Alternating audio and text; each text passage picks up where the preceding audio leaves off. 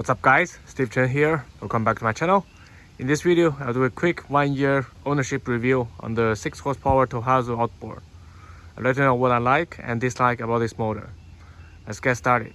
The first complaint I have is the paint. With the white color paint on the outboard is not that robust, as you can tell from the scratches. So this is not from handling, like carrying or transporting the motor. This is just by pulling start over the year. Like I try to pull it as gentle as I can, but sometimes when you put it too gentle, it doesn't start well and you end up being flooded and you have to turn the throttle all the way up. So I tend to like pull it aggressively to avoid that, but that like bouncing back will hit the top piece of the cooling that caused the scratches. I really hope that Tohatsu can improve the paint on their outboard so it lasts longer. The second complaint I have is the oil change plug. I mean the outlet. So when you need to service your outboard, this is where the engine oil will come out.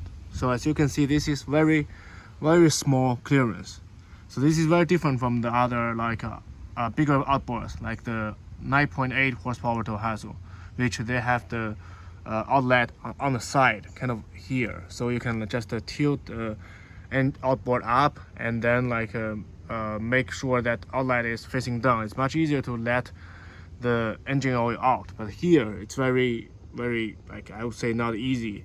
So you have to take a piece of like paper or something, like guide the engine oil to your container, which is kind of a pain in the butt. The third complaint I have is related with the cooling water inlet system. According to the manual, this is the cooling water inlet. This is right below the anti-cavitation plate. But I believe it has something to do with the two holes in front, as you can see here. So these two holes, since they are forward facing, sometimes get blocked by the floating stuff like leaves in the fall especially. So as you are moving at full speed, the leaves stay stuck here. So it kind of blocked the water inlet. And as you know, the impeller is rotating at the same RPM as the outboard engine. So at high RPM especially, you can wear out your impeller pretty fast, like in 10 to 15 seconds. So I have to replace my impeller this year, just within 1 year of operation. And it's not covered under warranty. So I really hope they can change the design. So to be honest, these two holes, I don't see it on other like bigger outboards from Tohatsu, like my 9.8 horsepower. So hopefully they change the design or kind of think of a way to avoid such issues.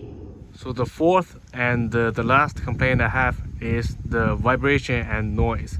But this is nothing to do with the Tohatsu. This is generally the one cylinder outboard. Because it's one cylinder, it has one piston inside.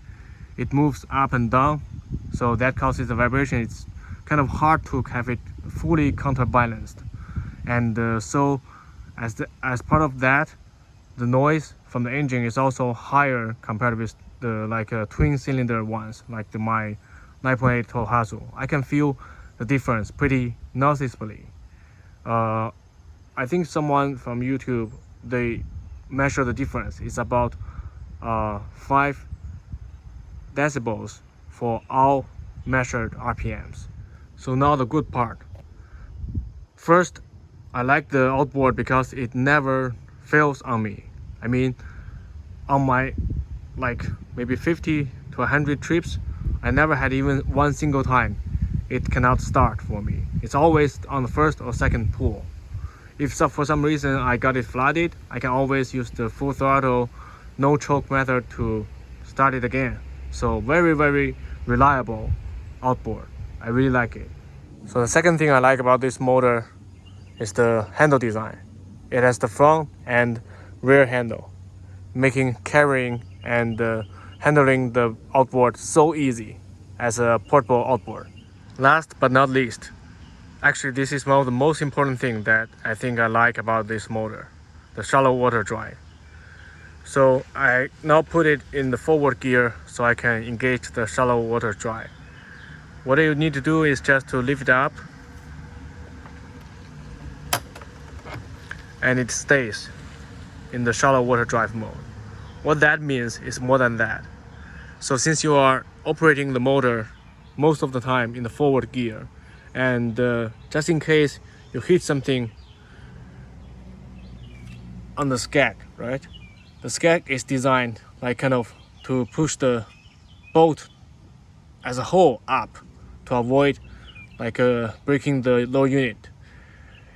In combination with the shallow water drive, now what it can do, in addition to moving the whole boat up, it can like move the outboard itself up, like tilt up. So this kind of saves the outboard in many like dangerous conditions. I think this is a brilliant design. I really like it. So from the like shallow water drive mode, it's also very easy to move it back. You just lift it more. And what that does is, even when you are operating the motor in the shallow water drive mode, it can still have the protection function like I just described. This is very, very helpful. Alright guys, I think that's it for my 1 year ownership review. Overall, I like the Tohatsu 6 horsepower so much. It's a very good motor. Hope you guys enjoy watching this video, and I'll catch you in the next one.